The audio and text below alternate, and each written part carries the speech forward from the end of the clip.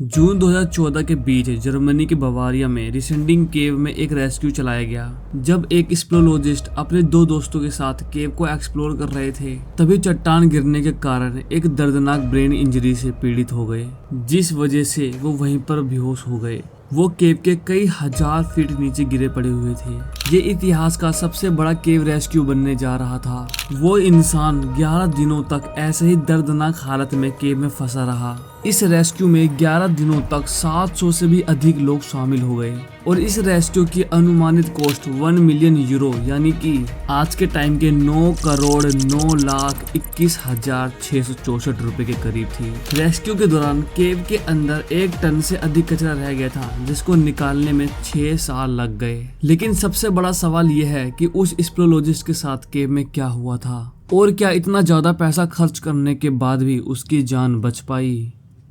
7 जून 2014 दोपहर के 2 बजे के आसपास स्प्लेलोजिस्ट जोहान वेस्टहोजर, जिसे कि केव का भी काफी एक्सपीरियंस था, अपने 2 और साथियों के साथ जर्मनी का सबसे गहरा और सबसे लंबा केव, जिसका नाम रिसेंडिंग केव था, उसमें उतरने जा रहा था। इनका प्लान था कि वो केव के अंदर जाकर नए नए रास्ते को खोजकर रिसेंडिंग केव का मैप और डॉक्यूमेंट बनाएंगे। जोहान वेस्टहोजर 52 साल का एक केवर और एक स्प्लेलोजिस्ट था। उन्हें केव का 10 साल का एक्सपीरियंस था। वेस्टहोजर इस केव में पहले भी आ चुका था। 1966 में जब पहली बार इस केव को खोजा गया था, तो इसके बाद से केव के अंदर कई केवर एडवेंचर करने के लिए आते थे और इस केव को एक्सप्लोर करने के बाद वो अलग अलग स्टोरी बताते थे, क्योंकि अभी तक किसी ने भी इस केव को पूरा एक्सप्लोर नहीं किया था। इसीलिए वेस्टहोजर चाहता था कि वो इस केव को एक्सप्लोर करके इसका मैप बनाए। वेस्टहोजर को किसी इंस्टीट्यूट या फिर कंपनी ने नहीं भेजा था, बल्कि ये अपने एडवेंचर और केव के नए मैप को बनाने के लिए आया था। ये रिसेंडिंग केव जर्मनी के बर्कटेस गार्डन और ऑस्ट्रिया के सल्जरबर्ग के पास है। एक आर्टिकल से पता चलता है कि ये केव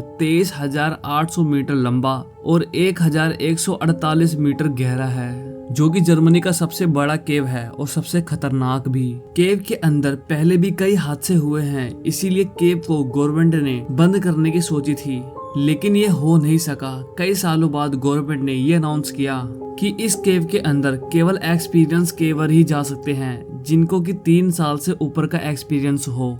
केव के कुछ मीटर नीचे जाकर इसका रास्ता बहुत पतला हो जाता है, जहाँ से केवल रेंग रेंग कर ही जा सकते हैं।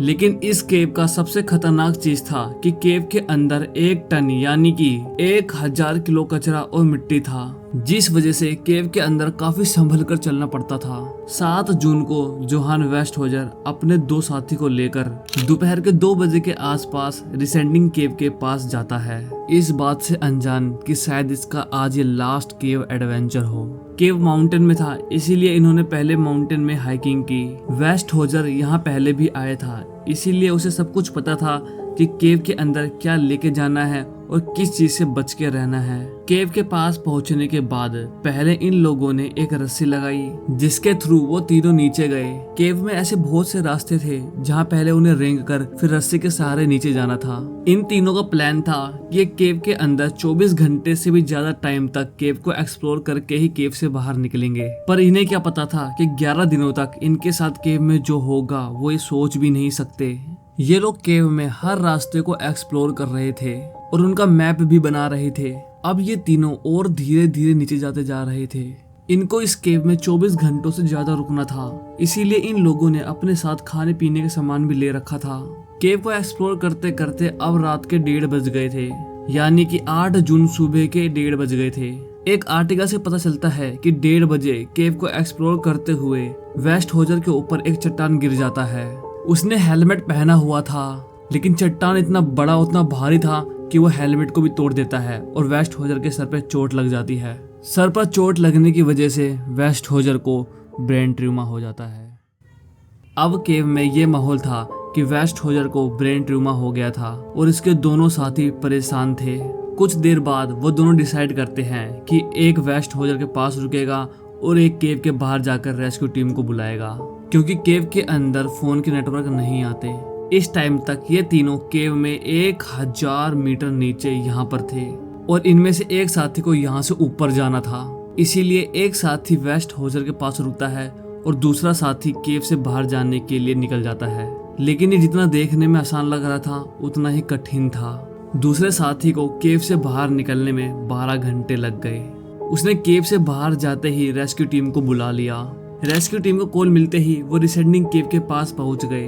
केव के बाहर वेस्ट होजर का साथी खड़ा हुआ था। उसने रेस्क्यू टीम को बताया कि वेस्ट होजर की हालत बहुत ज्यादा ही खराब है और उसने उन दोनों की लोकेशन भी दे दी। रेस्क्यू टीम को समझ में आ गया कि ये उनके अकेले का काम नहीं है, इसीलिए उन्होंने आगे और नेशनल रेस्क्यू टीम को बुला लिया। जैसे जैसे और रेस्क्यू टीम को पता चल रहा था वो केव के पास पहुंचे जा रहे थे। केव के बाहर खड़े कुछ रेस्क्यूअर केव के नीचे जाते हैं। उन्हें केव में 1000 मीटर नीचे जाना था, जिसमें उन्हें 6 से 7 घंटे लगने थे। केव के कई मीटर नीचे जाने के बाद रेस्क्यू टीम उनके दूसरे साथी जो कि वेस्ट होजर के पास रुका हुआ है उसे आवाज लगाते हैं और कुछ पत्थर को केव के नीचे फेंकते हैं ताकि उनकी आवाज सुनकर दूसरे साथी को पता चल सके कि रेस्क्यू टीम उन्हें रेस्क्यू करने आ रही है। 6-7 घंटे बाद शाम के तकरीबन 7 बजे रेस्क्यू टीम वेस्ट होजर के पास पहुंचती है। इनमें एक डॉक्टर भी था। वेस्ट होजर की हालत देखकर अंदाजा लगाया जाता है कि अगर वेस्ट होजर को जल्दी हॉस्पिटलाइज नहीं किया गया तो वो कोमा में चला जाएगा। इसीलिए बेहतर यही होगा कि वेस्ट होजर को जल्दी से जल्दी केव से बाहर निकालना पड़ेगा। लेकिन तभी उनके सामने सबसे बड़ी प्रॉब्लम खड़ी हो गई। प्रॉब्लम ये थी कि वो लोग केव के 1000 मीटर यानी कि 3200 फीट नीचे थे और केव में कुछ ऐसे रास्ते थे जहाँ से एक बार में केवल एक ही इंसान जा सकता था, वो भी बहुत मुश्किल से। दिक्कत ये थी कि वेस्ट होजर बेहोश था क्योंकि उसे ब्रेन ट्यूमर हो गया था और अगर उसके साथ कुछ इधर उधर हुआ तो वो तुरंत ही कोमा में चला जाएगा। इसीलिए अब सवाल ये था कि उसे उन रास्तों से बाहर कैसे निकाले। ये काम दिखने में जितना सिंपल लग रहा था, एक्चुअल में वो इतना ही खतरनाक था। केव से रेस्क्यूअर ने ऊपर रेस्क्यू टीम को मैसेज दिया, इसीलिए केव के पास और भी रेस्क्यूअर इकट्ठा हो गए। अब 9 जून हो गया था, लेकिन अभी भी सवाल यही था कि वेस्ट होजर को केव से बाहर कैसे निकाले। 9 जून और 10 जून को कई रेस्क्यूअर आ रहे थे। वो केव में जाकर वेस्ट होजर को चेक कर रहे थे। उन्हें केव में जाने में 6-7 घंटे लग रहे थे। ऐसे करते करते 2 दिन बीत गए। 11 जून शाम को एक एक्सपर्ट फिजिशियन मार्टिन गोक्सू को केव में भेजा जाता है। वो वेस्ट होजर के पास पहुंचकर वेस्ट होजर को चेक करते हैं। फिर बाद में एक और फिजिशियन केव में आता है। दोनों फिजिशियन रेस्क्यू टीम को बताते हैं कि वेस्ट होजर की कंडीशन अच्छी हो गई है और उसको अब केव से बाहर निकाला जा सकता है। रेस्क्यू टीम के सामने चैलेंज ये था कि वो वेस्ट होजर को इन पतले से रास्तों से कैसे बाहर निकाले। तभी वो डिसाइड करते हैं कि वो केव के अंदर 60-70 रेस्क्यूअर को भेजेंगे और जो पतले पतले रास्ते हैं उन्हें तोड़कर बड़ा करेंगे। इस काम के लिए रेस्क्यू टीम केव में कोई भी मशीन नहीं भेज सकती थी क्योंकि रास्ता इतना पतला था कि उसमें कोई मशीन जा ही नहीं सकता था। इसका मतलब ये था कि रेस्क्यू टीम को छोटे मोटे हथियारों से ही पत्थर तोड़ना पड़ेगा, जिसमें काफी टाइम लगने वाला था। 12 जून से ये काम स्टार्ट किया गया। इस टाइम तक केव के पास 700 से भी ज्यादा रेस्क्यूअर इकट्ठा हो गए थे, जो जर्मनी, इटली, ऑस्ट्रिया, स्विट्जरलैंड और क्रोएशिया से आए थे। केव के पास लगभग 10 हेलीकॉप्टर भी खड़े थे। 12 जून के शाम तक पत्थर काफी हद तक टूट गया, इसीलिए केव के अंदर फिक्स्ड रोप्स और बेल्ट के जरिए एक स्ट्रेचर भेजा गया, जिसमें वेस्ट होजर को लिटाकर कॉटन के कपड़े से ढक दिया जाता है। फिर रस्सी के जरिए उसे धीरे धीरे केव से बाहर निकालने लगे, लेकिन उन्हें रास्ते में बहुत दिक्कत हो रही थी, जिस वजह से उन्हें काफी दिन लग गए। वेस्ट होजर को केव से 13 जून शाम को 5:30 बजे पर यहाँ से निकाला जाता है। 14 जून को ये लोग यहाँ पहुँचते हैं, 15 को यहाँ, 16 को यहाँ, 17 को यहाँ और 18 को यहाँ। फिर 19 जून सुबह 11:40 पर वेस्ट होजर को केव से बाहर निकाल लिया जाता है। बाहर निकलते ही उसे हेलीकॉप्टर में बिठाया जाता है। ये रहा इस टाइम का actual video. Ishvatilo se zapravo da ne postoji standardizirana oprema i postupci. Nakon toga počelo se sa suradnjom da bi se 2012. godine organizirala ECRA, European Cardiac Association.